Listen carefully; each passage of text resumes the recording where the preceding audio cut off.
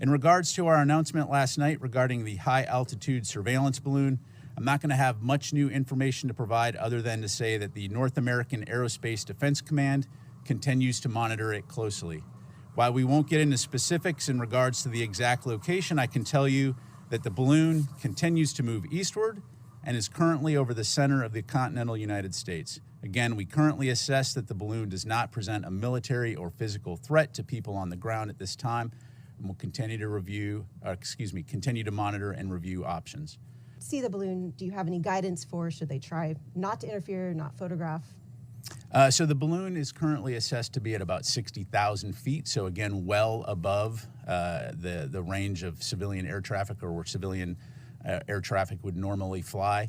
Is the Chinese government controlling the movement of the balloon, or is it just floating with airstreams? Thanks, Jennifer. So I'm not going to go into any specific intelligence that we may have. Again, we know this is a Chinese balloon and that it has the ability to maneuver, but I'll just leave it at that. And once it's over a body of water, will you shoot it down?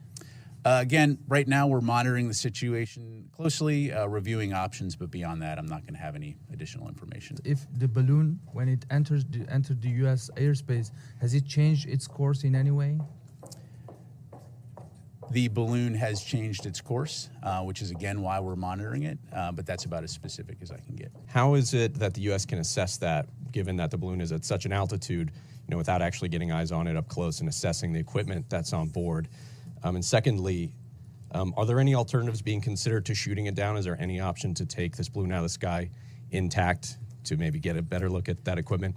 Yeah, so again, this is a surveillance balloon, operating at about 60,000 feet. Clearly, we did a very close assessment in terms of what it's doing. And as I mentioned, military commanders have assessed that there is no physical or military threat to people on the ground. And so in that regard, we'll continue to monitor. In terms of way ahead, we will continue to review options, but I'm not going to have anything further to provide on that. You said that this is violating our airspace, so why not take it down? Yeah, so clearly as we assess options, and considering the size of the payload on this, looking at the potential for debris and the impact on civilians on the ground or property damage, again, running through the various factors and looking at in terms of, does it pose a potential risk to people while in the air? And right now, as I mentioned, we assess that it does not pose a risk to people on the ground as it currently is traversing the continental United States. And so out of an abundance of caution, cognizant of the potential impact to civilians on the ground from a debris field, right now we're going to continue to monitor and review options. You mentioned that we've seen this kind of activity before, so why are we sharing this one, and why last night if you were following it for a few days? Is this some sort of sign that we should take from China ahead of Blinken's visit, or from the activity that we had in the Philippines? Yeah, so in terms of any hypotheticals about messaging from PRC, I'd refer you to them on that front.